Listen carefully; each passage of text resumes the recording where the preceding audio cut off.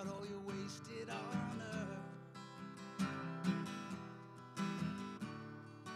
Every little past frustration. When we look at the history of the protection of children from child abuse, we find that society has not been interested in intervening in abusive families until really very recently. The first intervention happened with an abused girl named Mary Ellen, and this occurred in 1874 in New York City. The case was heard in court in spite of the fact that there were no laws on the books that made it illegal to physically assault your own child. The case was argued before the courts that because Mary Ellen was a member of the animal family, she was entitled to the protection by laws put in place to prevent cruelty to animals. There were laws in place to protect animals from cruelty before there were laws in place to protect children from abuse. It is an epidemic because I can prove it. Every day I list the names of the children killed by their caregiver. This is only 2 months' worth of children killed by their caregivers. Say what you need to say. Say what you want to say. Say what you need to say. And then there are the statistics. 1 in every 4 girls will be sexually abused by the age of 18 in our country, in the United States. 1 in every 4 girls, 1 in every 5 children in our country, 1 in every 5 will be affected by some form of child abuse. Physical, sexual, emotional, neglect, domestic violence, exploitation, abandonment. 1 in every 6 boys will be sexually abused by the age of 18. 1 in every 10 children will be seriously injured. And every 3 to 4 hours, 1 child in our country is killed.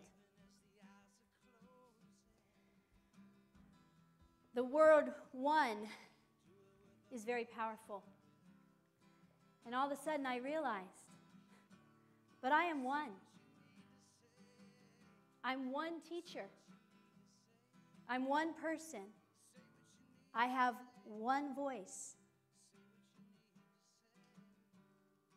But one person can make a difference.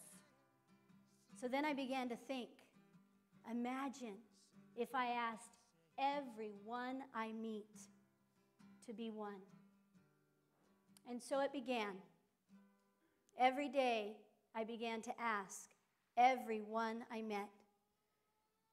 And what you have here today on the stage before you, each one of us represents each one of you. A mother, a father, a teacher, a dancer, a musician, a professional, a coach, a cousin, a community member, a neighbor, an uncle, an aunt, a sister, a brother. We represent each one of you, and every one of us has made a commitment to this cause. Everyone here today is going to share their expertise, their talent. They're here because they have made the decision to be one. So from all of us here today on the stage, we want to invite you to make the same decision and the same commitment to be one with all of us. When the night has come and the land is dark and the moon. It's very simple. It's important to listen to children. I've talked to many survivors of abuse who said, I tried to tell somebody. I told the nurse and she patted me on the head and told me to go back to class. I talked to the coach and he said, yeah, whatever, get out there and run your laps. It's important that we listen to children. One of the most important ways that investigations are started are that a child said something and somebody listened and started that report. Stand by me, oh, stand by me. stand by me, stand by me. When the sky that we look upon should tumble and fall, and the mountains should There are men crumble. who take action to protect children, and one of them is here with us today. Our next speaker is a survivor of abuse. He was able to channel the violence he experienced as a child and channel it into the controlled violence of mixed martial arts, where he had a 10-year professional career as an ultimate fighter. His physical courage is matched by his moral courage to use his voice to protect children. Ladies and gentlemen, please welcome Todd Siler. Never did I look into the trusting eyes of a parent in the hopes that my day would be better.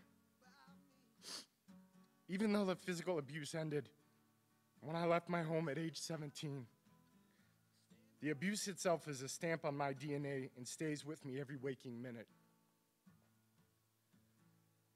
Parents are supposed to love their children. They should comfort you when you fall. Growing up a victim of child abuse, I lived in chaos. I existed in an eternal state of fear. The blissful vision that you recollected earlier is completely opposite of my memories as a child. This foundation of abuse and child cruelty has manifested a variety of psychological, emotional, physiological, and physical impairments that I manage daily. Never did I feel a warm embrace of a parent. They should promise you that there are no monsters under your bed when the lights are off and the darkness is present. But what happens if the monsters are right down the hall? Who do you turn to then when you're 5 years old and you're hoping for someone to reach out to take your fears away? A parent's job is to support their children, tell them right from wrong, and live as a mentor, teacher, and offer unconditional love. A parent's job is not to abuse their child. A child should never be punched, slapped, kicked, thrown against walls, driven downstairs, or any other form of cruelty. A parent should not hate, abuse their position of authority, or sabotage a child's ability to grow and prosper in this world. Additionally, a parent should never create the same fight or flight response in their child that I've created in you here today. That was my existence my entire childhood. If you have never been abused and have had the fortunate existence as a child loved by their parents and were provided a foundation of warmth and family bonds, I have a favor to ask of you. Please continue to place smiles on your family members' faces and embrace this time you have. Allow yourself to engage in deep conversations with your parents and siblings. Witness the passion and